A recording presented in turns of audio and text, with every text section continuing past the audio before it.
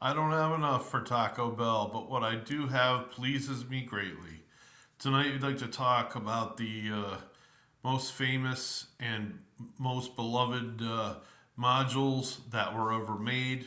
And in this Dungeon magazine, I believe that this is the best version, uh, voted on by the creators themselves and people that worked for the company years later. Um,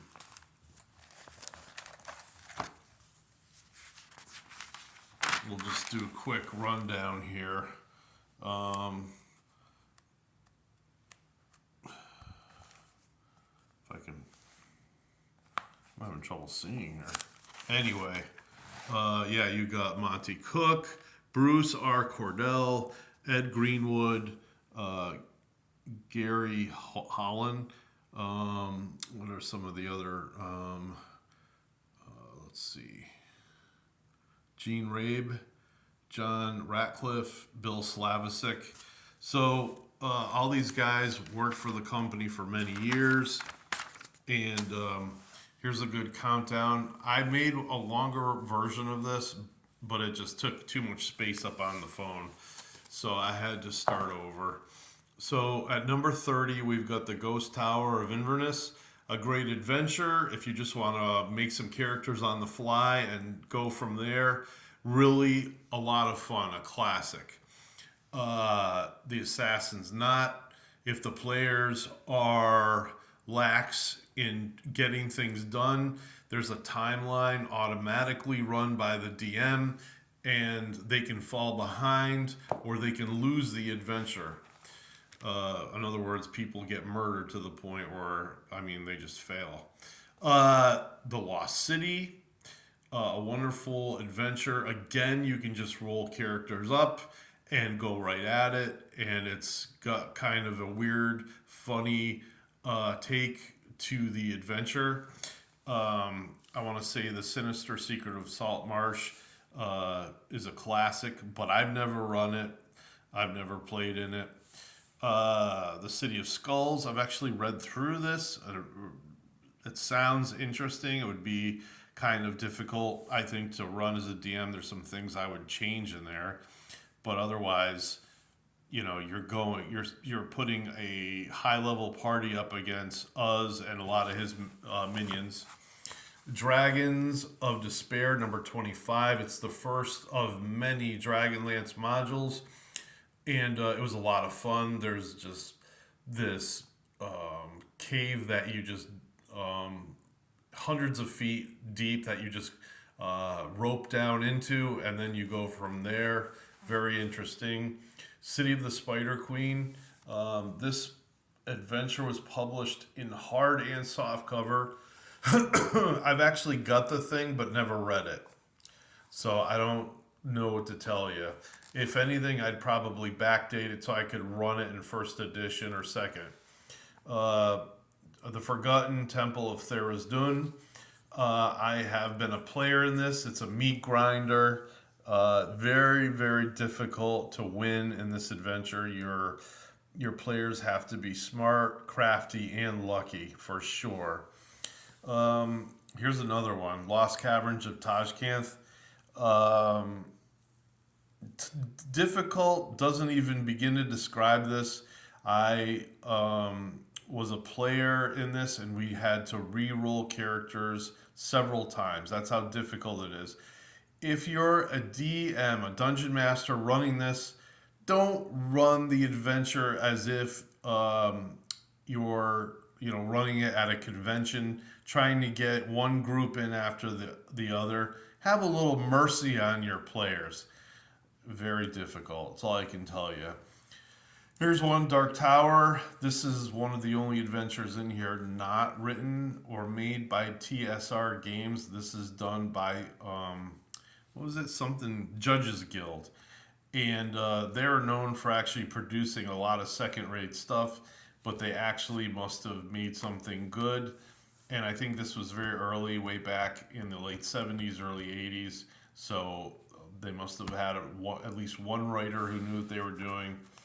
I think Goodman Games has made a homage to it, which is out now. Let's see. I'm sorry about the glare. There's nothing I can do. All right, number 20, Scourge of the Slave Lords.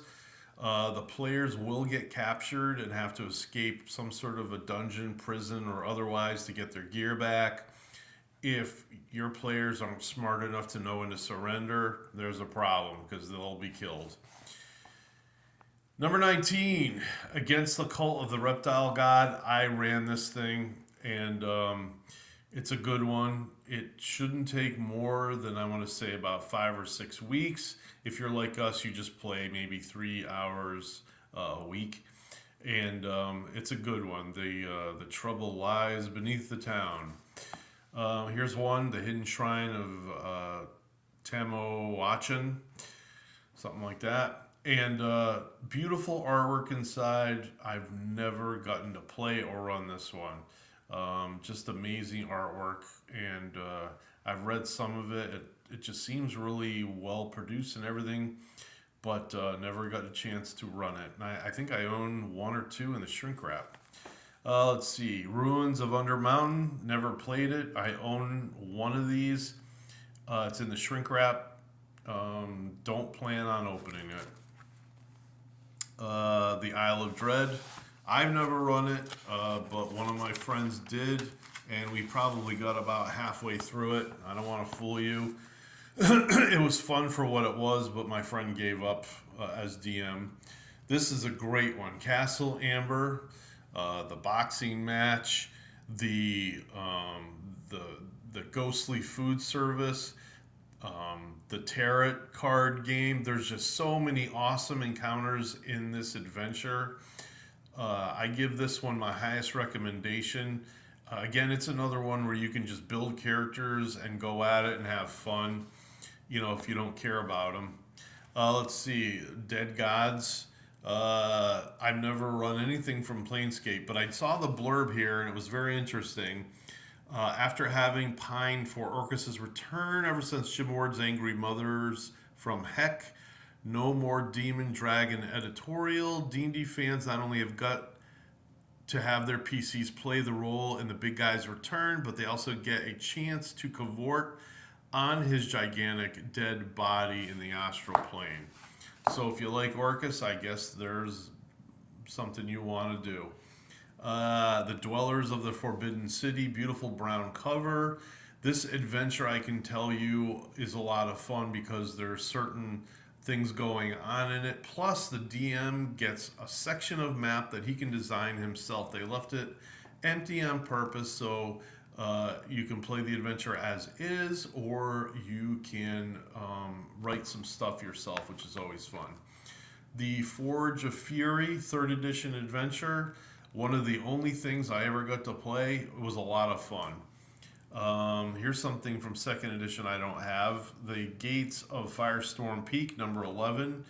And Fire Giants, enough said. I love Fire Giants, and I wish I had that, but I never got the opportunity to buy it.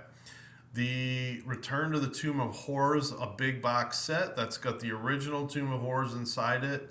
There's a nice intro from Gary Gygax, but I don't know if this is a meat grinder, but judging from the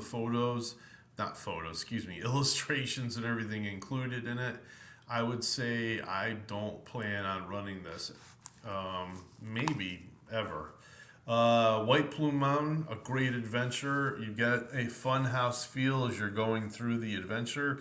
Again, great if you're just whipping up some characters and you just say, hey, let's go, let's do this. And a lot of fun. Just, you feel like you're caught up in some arcade or something like that. The Return to the Temple of Elemental Evil. This was written for 3rd edition. I wish there was a back plot for this for 1st/2nd edition. Otherwise, get out the 3rd edition rules and give this a try.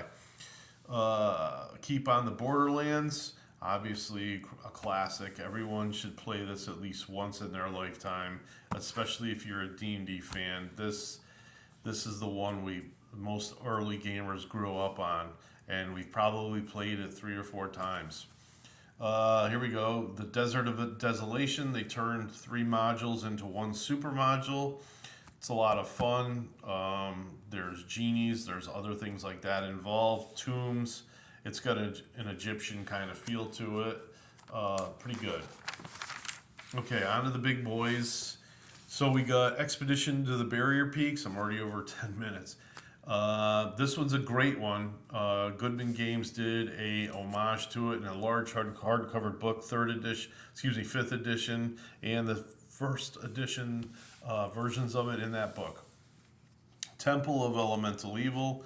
I should not have to say anything about this. It's one of the best things ever read. Tomb of Horrors. Again, whip up some characters, play like you care about them. But guess what? If your DM is up to snuff, they're all going to die. It doesn't matter how good you are. That's just the way it is. If Ravenloft, awesome adventure, perfectly balanced, except for perhaps the very end where you try to confront Strahd and his own castle, and it's tough just to try to get to him. Very tough.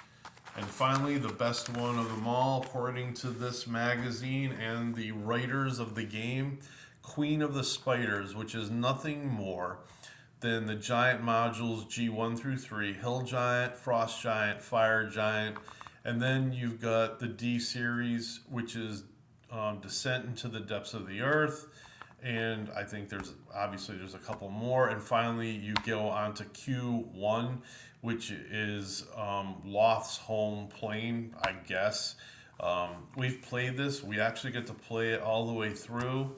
I had another group that quit. Perfectly reasonable when you see what you have to go up against. And who the heck wants to go to Loth's plane to fight a goddess?